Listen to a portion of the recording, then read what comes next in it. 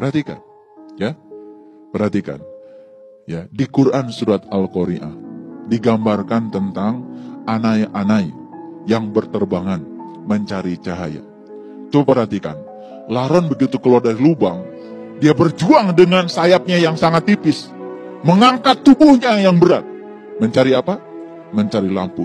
Tepat saat dia bersentuhan dengan lampu, dia menjatuhkan diri dan mati. Setelah ketemu cahaya, dia menjatuhkan diri dan mati. Gak penasaran, sudah ketemu yang terang benderang. Itu simbolik sebetulnya. Banyak manusia yang tidak tertarik dengan pekerjaannya Laron. Padahal Laron dijelaskan dalam satu Quran, surat Al-Qari'ah, surat tentang kiamat. Cuman sayang sekali, kalau kita cerita kiamat, pasti kita berbicara tentang hancurnya alam semesta. Padahal kiamat adalah hari berbangkit, bangkit dari kegelapan menuju cahaya yang terang benderang. Mari kita lihat tradisi para nabi. Nabi Ibrahim, apa yang dicari oleh beliau? Beliau mencari yang pertama apa? Mencari cahaya. Saat mencari cahaya, yang pertama ketemu apa? Bintang. Selanjutnya ketemu bulan. Selanjutnya yang terakhir ketemu matahari. Jadi kata matahari yang dijelaskan di Quran surat Al-An'am sebagai wujud pengalamannya Nabi Ibrahim sama dengan tradisi leluhur kita. Ternyata leluhur kita juga mencari matahari. Tapi sayang sekali banyak kita tidak mengerti. Dikiranya matahari yang itu. Kalau matahari yang ada di alam besar, itu matahari untuk memberlangsungkannya proses fotosintesa jasmani. Itu sebabnya proses fotosintesa ada dua. Satu, fotosintesa jasmani, bertumbuhnya pohon dengan matahari. Yang kedua, proses fotosintesa ruhani. Ini yang jarang terjadi. Saya ingin mengajak lewat acara ini, mari kita izinkan jiwa kita mengalami proses fotosintesa ruhani supaya jiwa kita semakin bernutrisi. Karena selama ini yang tumbuh cuma badan. Badan kita dulu kecil, pendek. Sekarang badan kita sudah tinggi, besar. Ke atas memanjang, ke samping juga melebar. Dari mana itu? Dari makanan. Dari mana makanan? Dari tumbuhan. Dari mana tumbuhan? Tumbuhan bisa tumbuh karena dia mencari cahaya. Tidak ada tumbuhan yang tidak mencari cahaya. Semua tumbuhan yang diletakkan di tempat yang gelap gulita pasti mati. Kalaupun tumbuhnya tidak optimal. Tumbuhan yang diletakkan di tempat yang terang benderang, dapat sinar matahari yang cukup, buahnya lebat. Pohonnya juga bagus. Tetapi jangan lupa, itu baru proses fotosintesa jasmani. Matahari yang di alam besar ini hanya untuk proses fotosintesa jasmani. Tetapi kita sering lupa bahwa diri kita bukan hanya tubuh. Diri kita juga adalah jiwa. Jiwa juga harus tumbuh. Supaya apa? Tidak mengalami kecelakaan spiritual yang seperti tadi. Karena apa? Karena jiwanya tidak tumbuh. Itu sebabnya kita harus mengalami proses fotosintesa rohani. Kalau begitu, mana mataharinya? Matahari itu ada di dalam diri kita. Bagi yang tahu.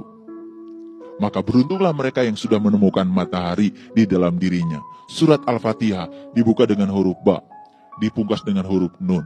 Ba artinya Baitullah, Nun artinya Nurullah. Ba titiknya di luar, Nun titiknya di dalam. Siapa saja yang sudah menemukan titik di dalam, maka dia sudah menemukan batik.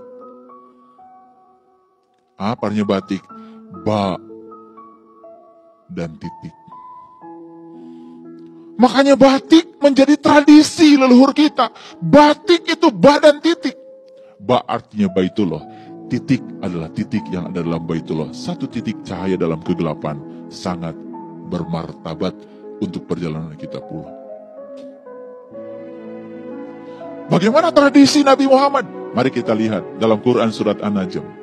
Ada ayat yang berbunyi seperti ini.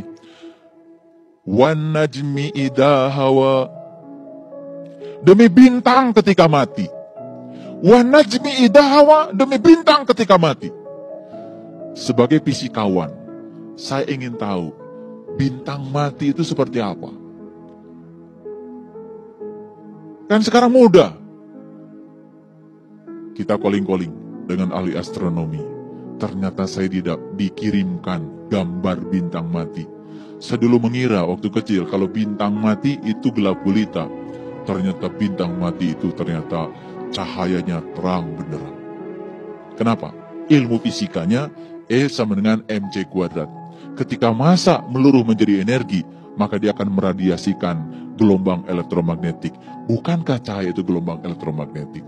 Makanya materi yang meluruh menjadi energi pasti meradiasikan cahaya. Makanya gambar bintang mati justru lebih terang daripada bintang yang hidup.